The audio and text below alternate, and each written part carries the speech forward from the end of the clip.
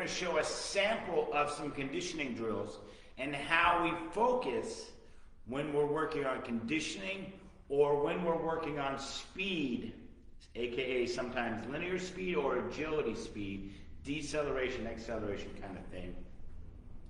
And then the difference between mental toughness, speed, and conditioning drills, and how they each have their own components. All right, so first and foremost, let's break down the difference. Mental toughness is the act of trying to see how much you can get a kid/athlete to give you. The general rule is pushing them past their comfort zone into a position where they want to give up, and you're testing their mental toughness to see whether they will keep pushing to give you everything they have. We are not necessarily focused on conditioning at this point. We're trying to see where you have up here. Most coaches think that just pushing kids into the ground, not physically pushing, is mental toughness. Not necessarily true. There's a fine line between overdoing it and seeing how much they have in their tank, how much they can be strong mentally. Very important to understand the difference. Don't just run a kid into the ground by yelling at them and making them do more. That doesn't have a positive result. Building up that mental strength does have a positive result. Conditioning and mental toughness, although most think are the same, because if you just do more, you're working on your conditioning. Most of the time at this point, it's just all about here.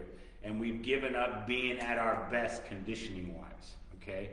The body's not going to be faster. It's not going to be able to react quicker because you're so past the point of that conditioning level. You're just focused up here, and you're just giving what is left, which is a strength and a skill in and of itself. Conditioning is the act of being able to go longer at a high rate or at your highest capability. All right? How fast can I run for a sustained period of time? How long can I run for a sustained period of time?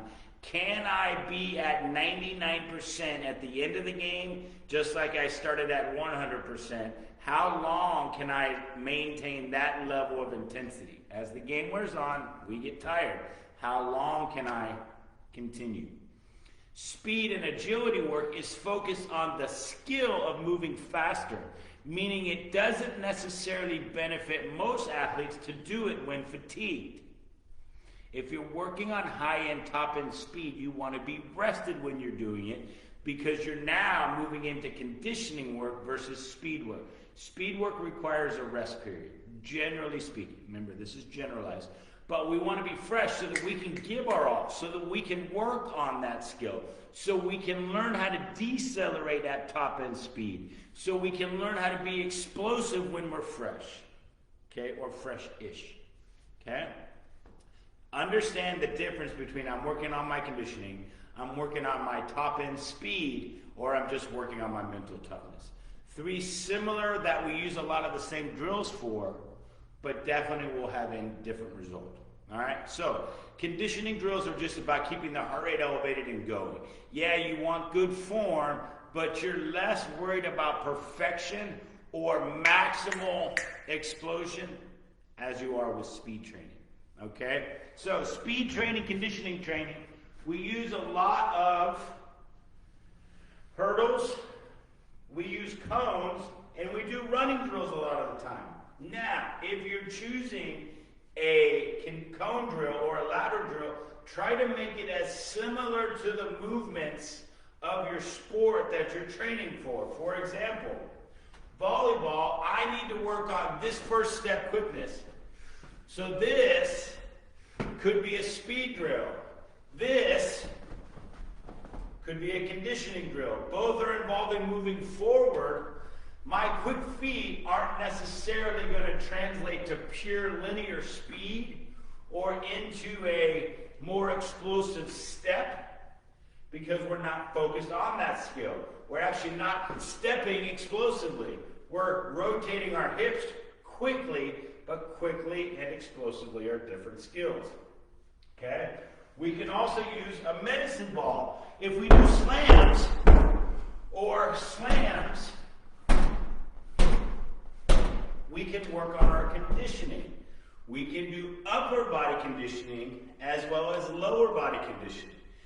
Medicine ball may not necessarily translate to speed for our lower body, but it can translate to moving faster with our upper body. And sometimes, if you think about a sport like football, getting those hands up quick, that's very important for offensive and defensive linemen. Okay?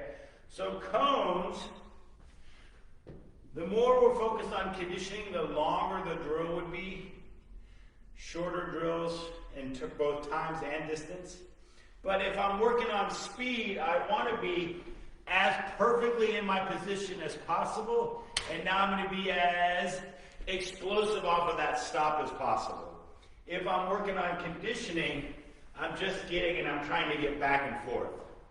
Make sense? When you are working on speed, every movement has to be top end. So I'm here, I would focus on exploding. If I'm conditioning, I'm just going back and forth as fast as I can still maintain my ability. Same with hurdles, okay? Up and over the hurdle, I can do this for conditioning. I'm not necessarily improving my speed for my sport by doing a step over drill, because in the reality of a sport, I would not step over. Maybe in football you'll step over somebody, but in most sport you're going to push off of this leg and get quicker that way. If I want to work on conditioning also, we have a drill we use with our bench where we just work on quick feet. Just up and over. There are variations of that where I can work on body control and conditioning,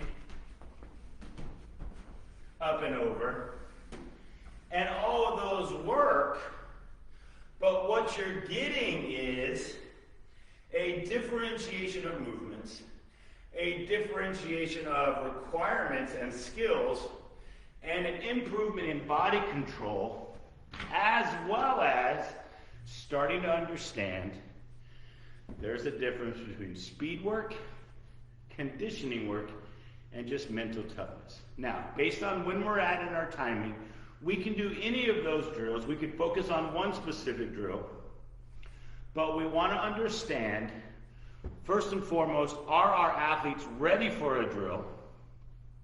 Do they need a specific drill? Because a big misnomer is just do anything and they're going to be good. We, as the coach, as the performance coach, need to maximize the benefit of our limited amount of time, okay? Which is why doing a bunch of long distance running can serve a purpose and will work on their conditioning, but is that necessarily the best time usage? Probably not, unless they're a cross-country runner. If you're a volleyball player, baseball player, softball player, you need more quick burst, okay? Your sport is 3-step speed, all right? So, know the difference between conditioning, speed work, and mental toughness. You can use a similar drill, but you will apply them all differently. And then we figure out what our kids need, whether we're ready for the drill. Not everyone is maturing at the same rate. Not everyone is physically gifted enough to do the drill. And then also remember, always err on the side of caution. And then what time of year is it? If they're in season, we're probably getting enough conditioning work during the practices, but we still can't work on maintaining our speed or improving our speed. We probably don't need to be mentally tough at that time. If we're preseason and we're really trying to get ready for that season to be our best, all three components are important. Working on top end speed, working on our conditioning, and working on our mental toughness. All three would be involved. If we're off season where the season just ended and now we're trying to get ready and relax a little bit to let our body refresh after the season, we're probably more worrying about our body just being ready, and we're working on overall capacity conditioning work. All right? That's what we have today. That's day 3 of our programming and how we set and create our programs for our athletes here at Stronger Together Performance Academy, where we start day 1, it's just brain skills, catching, hand-eye coordination, a little bit of movement. Day 2 is mobility, whether it be mobility stacks or mobility dynamic movements. Day 3 would be our conditioning / speed / possibility of mental toughness. All right? That's